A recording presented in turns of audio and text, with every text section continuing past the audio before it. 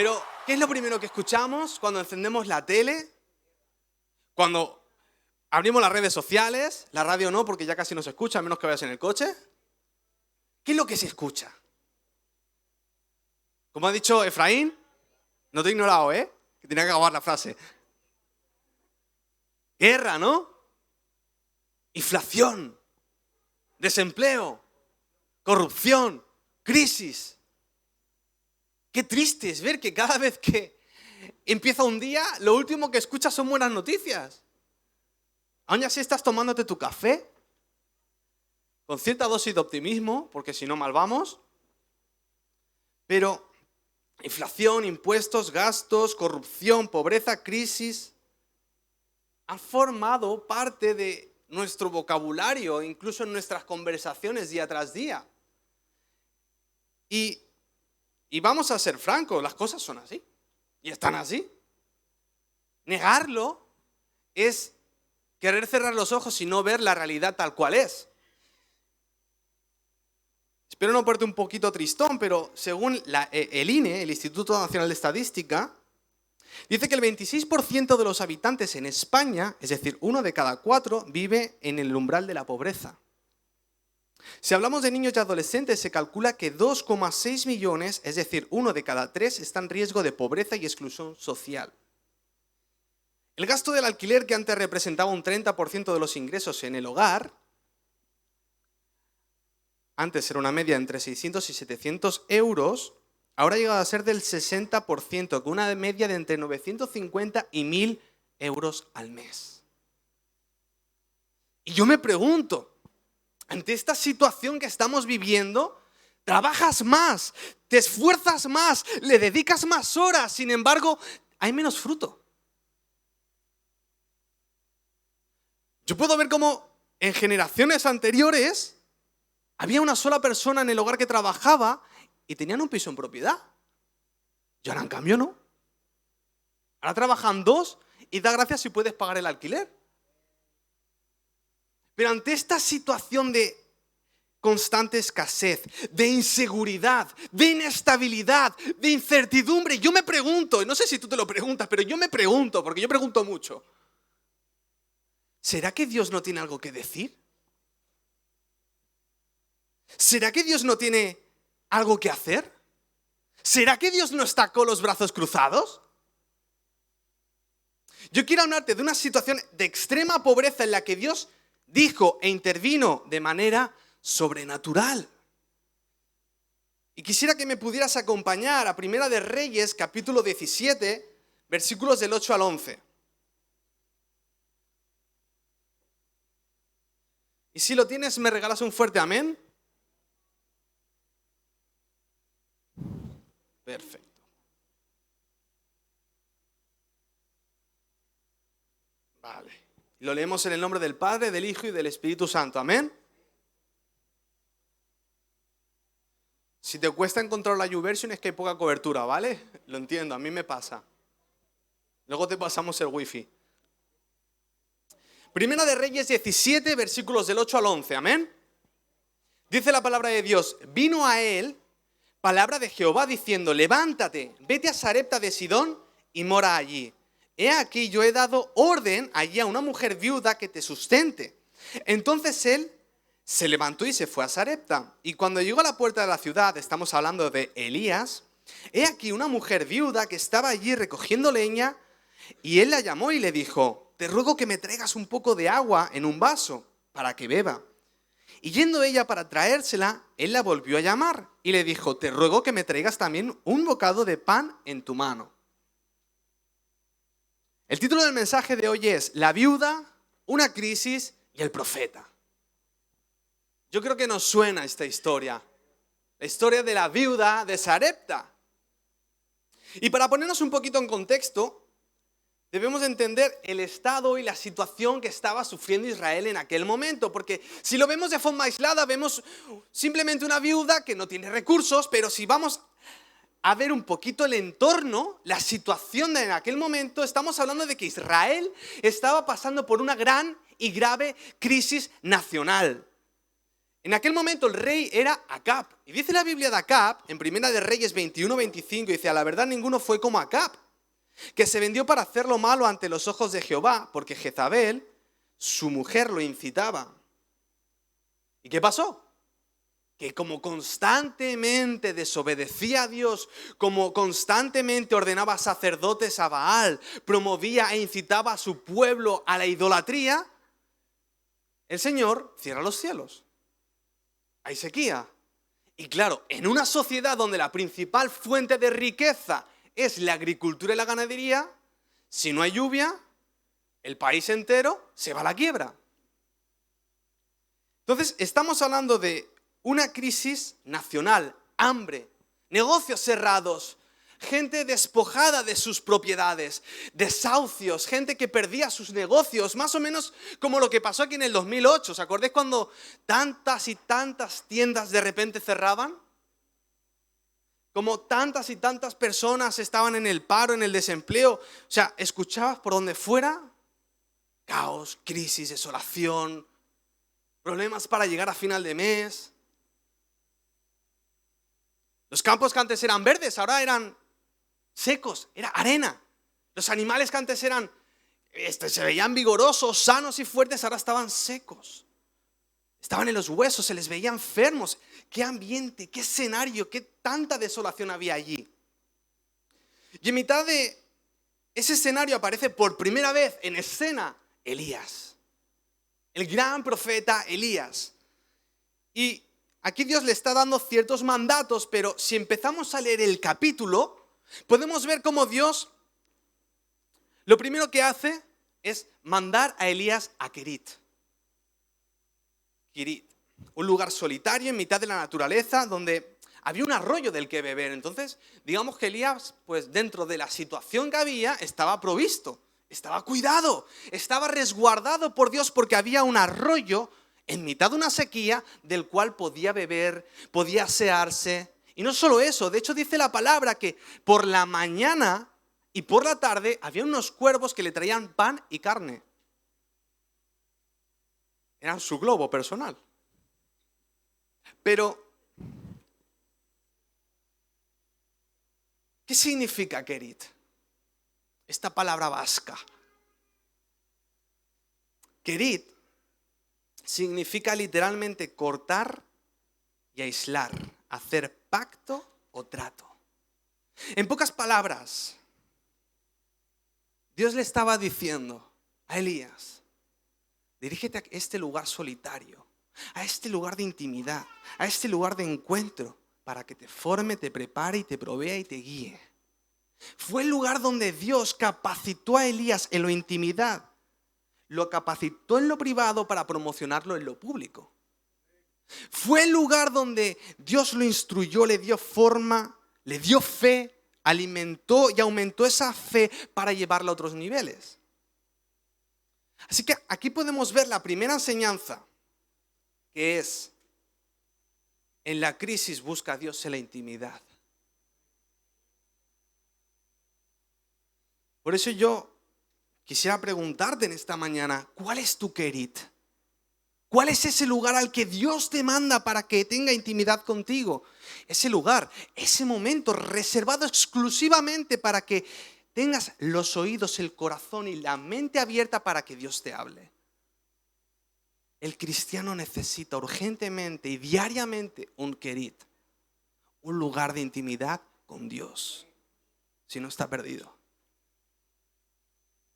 Ya puede ser por la mañana, puede ser tu habitación, puede ser el comedor de tu casa antes de que todo el mundo se levante, pero necesitamos ese lugar. Puede ser el coche, pero un lugar y un momento. Pero llega un momento en el que en el versículo 9 Dios le dice a Elías: levántate y vete a Sarepta de Sidón y mora allí. He aquí yo he dado la orden allí a una mujer viuda para que te sustente. Segunda enseñanza, Dios rompe tus esquemas lógicos. El cuervo era un animal impuro. Lo último que esperaría un judío es que un animal impuro como el cuervo fuera el que le trajera comida. Si hubiera sido un legalista, hubiera dicho, no, señor, es que yo soy demasiado espiritual. A mí me traes un corderito. A mí me traes otro animal así, que sea así bien purificado, que hayan orado por él, que esté ungido y que él me lo traiga. Sin embargo, Elías entendió que Dios tiene sus formas. Y aunque no las entendiera, ahí estaban. Pero lo segundo que vemos es que Dios le está diciendo a Elías que una viuda la va a sustentar. Hermano, la viuda en aquel entonces era una mujer pobre. No existían pensiones. No existía ninguna asistenta social que te diera ninguna ayuda. Una viuda en aquel entonces dependía exclusivamente de la caridad de otras personas.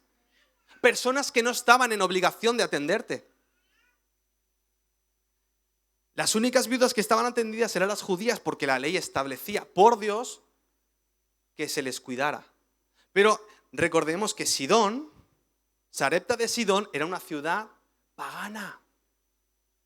En aquel lugar no había nadie que estuviera en la obligación ni ética, ni legal, ni religiosa, ni espiritual de atender a esa viuda. Claro, tú eres el profeta, vas on fire en el fuego de Dios y tú lo primero que tú piensas es, Señor, una viuda, mándame al palacio, ¿no? Acab será un poco malo, pero mándame que tendrá buena comida y de paso le predico. Sin embargo, Dios escogió una viuda para que lo sustentara. Una viuda para que le diera de comer. Porque llega un momento en el que el arroyo se seca. Que los cuervos ya no traen la comida. Y Elías se tiene que espabilar. Porque hay arroyos que Dios seca para llevarte a otro nivel. Hay puertas que Dios cierra para que avances, para que crezcas, relaciones que corta. Trabajos que Dios quita porque es tiempo de que entres a una bendición mayor. Dios seca arroyos para llevarte a un lago. Y eso muchas veces no lo podemos ver. Le cogemos cariño a ese arroyo. Porque ese arroyo nos da frescura, nos da el agua que necesitamos, nos permite bañarnos, es cómodo, es fresquito. Pero ¿y si Dios no hubiera secado el arroyo? Elías se hubiera quedado quizás ahí en ese sitio, en mitad de la naturaleza, con sus cuervos. Estaría tranquilito. Pero es que lo mismo que pasaba con Israel cuando estaba en el desierto, cuando llegan a la tierra prometida, el maná ya no cae. Ya no cae. Ahora se tienen que buscar su propia comida, pero es que podían optar a conseguir mejor comida que la que caía del cielo. Y Dios lo manda a esta ciudad gentil, a casa de una viuda. Y aquí entramos con el segundo personaje de la historia, la viuda. La viuda era tan pobre, pero tan y tan pobre, que le responde al profeta Elías: vive Jehová tu Dios, que no tengo pan cocido, solamente un puñado de harina tengo en la tinaja y un poco de aceite en una vasija. Y ahora recogía 2 leños para entrar y prepararlo para mí y para mi hijo, para que lo comamos y nos dejemos morir. O sea, era una situación tan extrema, tan extrema, que esta mujer en su mente lo único que tenía es: ya no me queda nada, lo he intentado todo, no tengo nada que hacer, simplemente, lo que me queda, voy a comerlo y ese poco, para mí y para mi hijo, no hay más, a morir. Y si tenemos un pequeño detalle, no sabemos la edad de esta viuda, pero lo normal era que tus propios hijos te cuidaran si eras viuda. En este caso vemos que la viuda tenía que cuidar de su hijo, con lo cual estamos hablando que posiblemente este hijo suyo fuera un niño. Y una cosa es que estés pasando hambre tú. Una cosa es que tengas escasez tú, que no te puedas dar ciertos privilegios tú, que tengas que pasar ciertas dificultades y privarte de algunas cosas tú. Pero otra cosa muy diferente es que seas padre, es que seas madre y que sean tus hijos que tengan que sufrir por eso. Imagínate la impotencia de aquella madre al ver cómo su hijo empezaba a perder peso, cómo se enfermaba de una cosa, de otra cosa, no podía pagar médicos, no podía alimentarle, no podía pagarle la escuela, no podía pagarle ropa. ¡Qué impotencia! ¡Qué frustración! Se sentiría la peor madre del mundo. Se había rendido por completo. Este es mi final. Sin embargo, vemos cómo cambia la cosa. El profeta le pide agua y luego le pide unas tortas. Y Elías, que ya había visto la provisión sobrenatural de Dios cuando estaba en Kerit, ahora tenía la fe, tenía la fuerza de poder transmitir esa fe a otros. Por eso le responde a la viuda en el versículo 13, no tengas temor, ve y haz como has dicho, pero hazme a mí primero de ello una pequeña torta cocida debajo de la ceniza. Encima se pone asquesito, ¿eh? Y tráemela, y después harás para ti y para tu hijo. Porque Jehová Dios de Israel ha dicho así, la harina de la tinaja no escaseará, ni el aceite de la vasija disminuirá hasta el día en que Jehová haga llover sobre la faz de la tierra. Wow.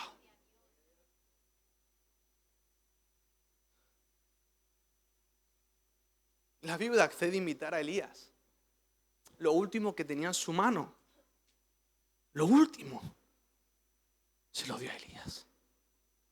Cualquiera en su posición hubiera dicho, no, mira, lo siento, mira, mi vecina tiene más harina que yo, pero a mí eso no me queda esto.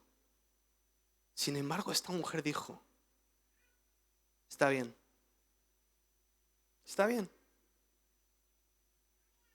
voy a prepararte esa torta que me has pedido. Y es que a veces queremos milagros, a veces queremos prodigios, a veces queremos ver el poder de Dios en acción. Pero lo que nos enseña la Biblia una y otra vez es que el poder de Dios empieza donde acaba el del ser humano.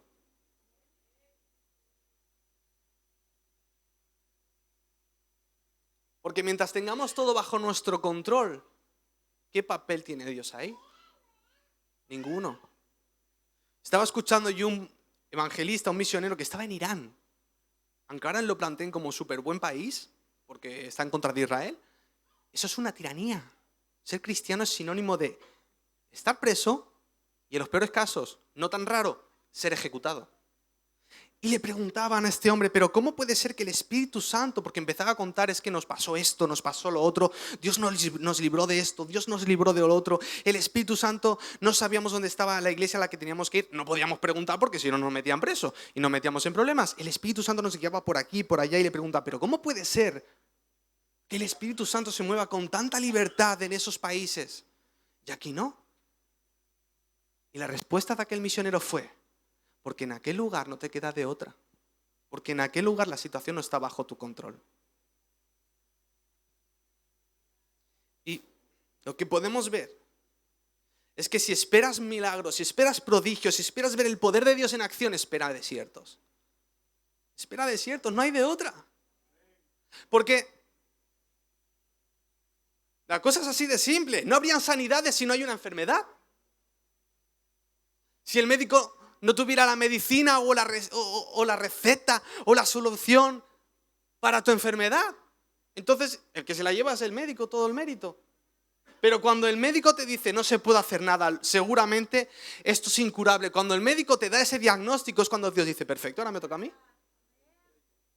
Porque no habría provisión sobrenatural si no hubiera escasez ni pobreza. ¿Cómo Dios se va a llevar la gloria si tienes de todo? ¿Cómo Dios va a manifestar su generosidad y demostrar que es Jehová Jireh si tienes de todo en tu mano? ¿Cómo va a haber resurrección si no hay muerte? ¿Cómo va a haber salvación si no hay pecado, si no hay perdición, primeramente? Aquí tenemos la tercera enseñanza. El poder de Dios empieza donde acaba el del ser humano.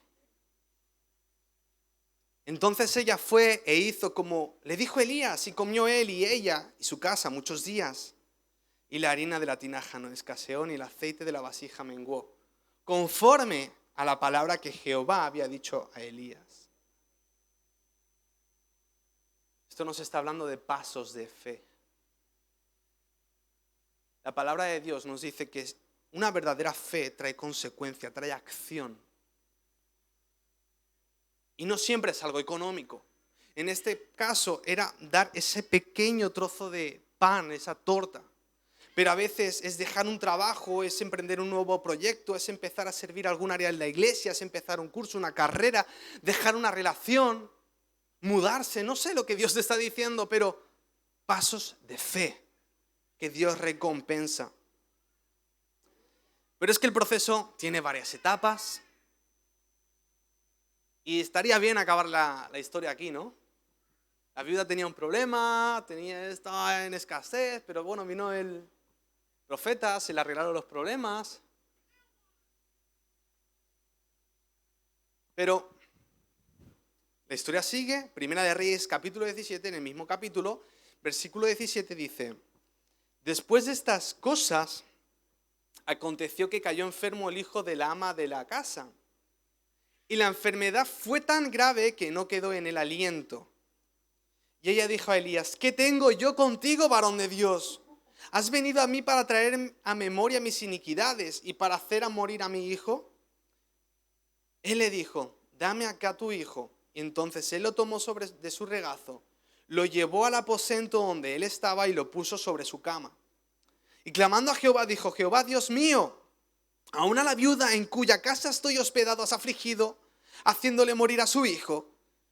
Y se tendió sobre el niño 3 veces y clamó a Jehová y dijo: Jehová, Dios mío, te ruego que hagas volver el alma de este niño a él. Y Jehová oyó la voz de Elías y el alma del niño volvió a él y revivió. Tomando a Elías al niño, lo trajo al aposento de la casa y lo dio a su madre y le dijo: Elías, mira, tu hijo vive. O sea, estamos hablando de que la mujer, pobreza extrema, hambre extremo, escasez, vale, se soluciona el problema. Pero los problemas, como dice el dicho, vienen de 2 en 2. Y a veces de 3 en 3. Y a veces de 4 en 4. Y el número sigue, pero vamos a dejarlo ahí. Pues no coges y le muere el hijo. O sea, estás viendo cómo al hijo pasa hambre, escasez, y de repente ves que se enferma. O sea, no se muere de repente, ves el proceso de la enfermedad y ves cómo se muere su hijo. Y claro, el mismo Elías llega, ora a Dios y dice: pero Señor, ¿ya has visto la aflicción de esta mujer? ¿Y ahora que estoy aquí me va a echar la culpa a mí? Y de hecho se lo dice la viuda, pero ¿tú por qué? ¿Tú qué? Al principio bien, pero ahora vamos mal, ¿eh? Pero vemos como como Elías, lo coge del regazo de su madre. Imagínate, ¿tú has visto a una madre llorar por la muerte de su hijo? Yo sí lo he visto.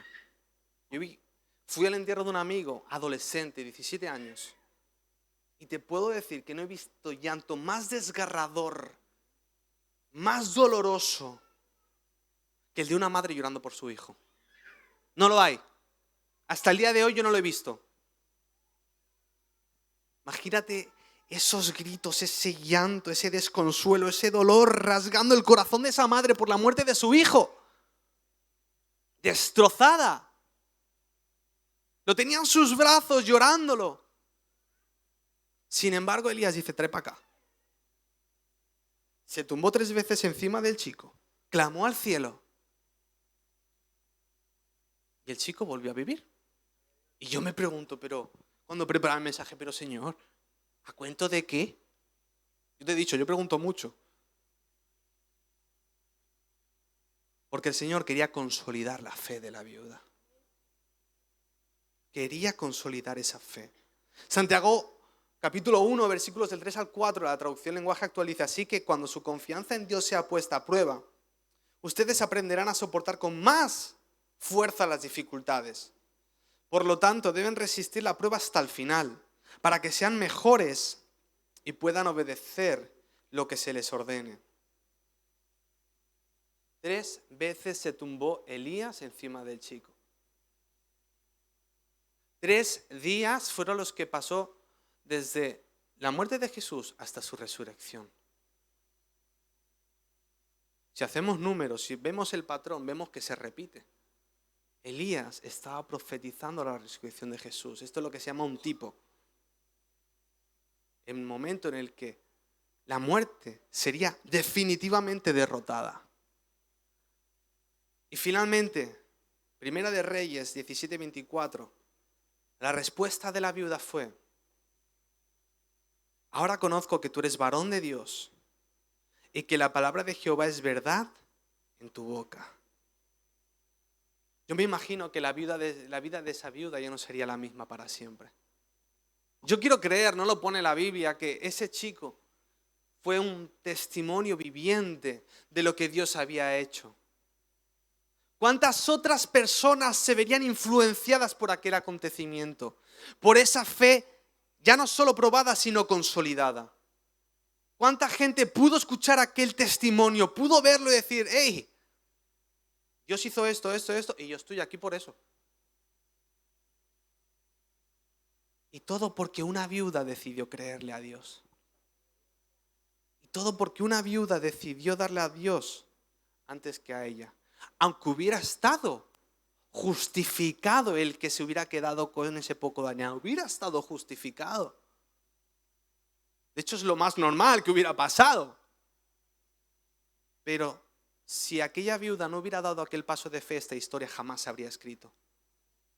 Y no solo fue un testimonio ese chico, no solo fue un testimonio el de la mujer. Esta historia, este testimonio quedó plasmado y registrado en el libro más leído y vendido de toda la historia, que es la Biblia. Por eso, en respuesta a las preguntas que lanzábamos al principio, si Dios se mantenía al margen, si tenía algo que decir ante esta situación que estamos viviendo, es no. Dios no está al margen. Dios ya intervino en procesos anteriores, ya intervino en crisis anteriores. Ya habló, habla y sigue hablando. Y esta vez no será la excepción. En medio de situaciones extremas, es que Dios manifiesta su poder. Por eso la palabra nos enseña a buscar a Dios en la intimidad, nuestro propio querid, entender que Dios rompe todos los esquemas lógicos y reconocer que el poder de Dios actúa donde acaba el nuestro.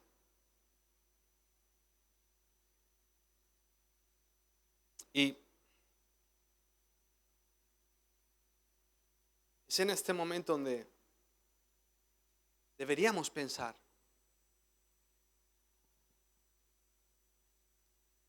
¿cuál es nuestra situación? ¿Qué esperamos que Dios haga?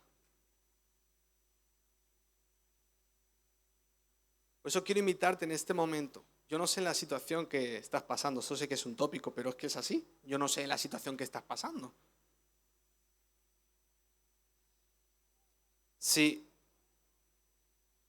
de igual forma que Dios me habló a mí personalmente con este mensaje, Dios te está diciendo algo, hay algo que no te cierres, abre los oídos, abre tu corazón a lo que el Señor te está hablando.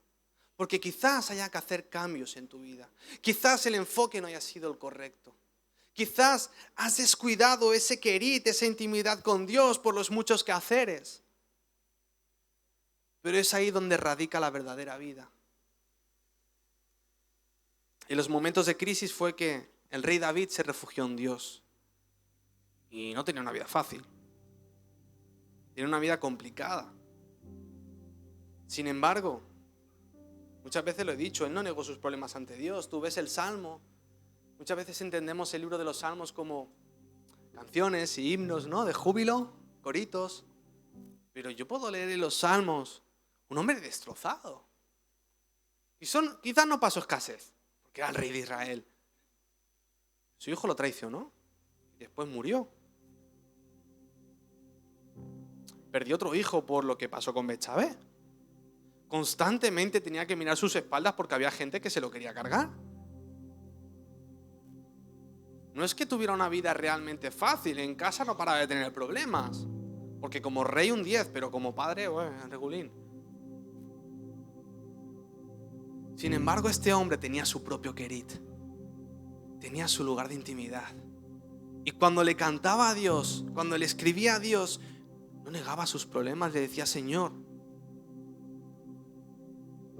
me siento así, me siento desesperado, siento que no tengo control sobre nada en mi vida, siento que todo lo que me pasa son desgracias. Pero después de hacer una pausa y reflexionar en la bondad de Dios, decía: pero tú eres más grande que eso.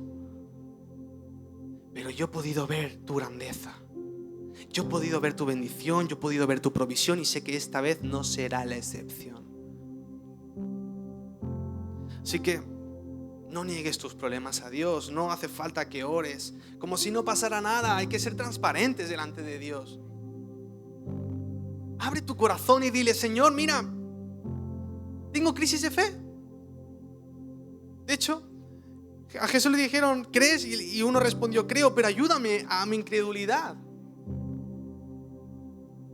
Señor, me pasa esto, me pasa lo otro, me he equivocado al intentarlo hacer así, me he equivocado al intentarlo hacer así.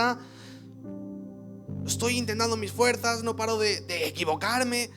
Me pasa esto, me he equivocado en lo otro. Pero ayúdame. Vi tu bondad en el pasado y quiero volverla a ver ahora, porque tú no cambias. Amén. Gracias, Señor, te damos por esta tarde que nos has permitido disfrutar de ti, de tu presencia. Gracias por tu cuidado, Señor. Gracias, Padre, por este ejemplo, por esta historia que nos has regalado, que dejaste escrita en la Biblia, para que llegue a nuestro día, para que la podamos tener y conocerla de antemano. Gracias por aquel paso de fe que dio la viuda, que dio lo último que le quedaba. Y gracias a ello tú pudiste escribir una historia increíble. Señor, muchos aquí estamos desgastados, tenemos la fe tambaleando en algún que otro momento, en alguna que otra área. Ayuda a nuestra incredulidad, ayúdanos a crecer, y que cada momento en el que nos sintamos afligidos, como dice tu palabra, cuando más débiles somos, tú te fortaleces en nosotros. Ayúdanos a encontrar ese querit, recordando que no importa las formas, es que tú vas a obrar, tú vas a proveer. Lo creemos porque ya lo hiciste y lo sigues haciendo. Por favor, Dios, danos mucha sabiduría para saber por qué lugar ir y transitar. Aunque nos parezca ilógico, aunque no sepamos el por qué, queremos seguir tus pasos, Señor. En el nombre de Jesús. Amén y amén.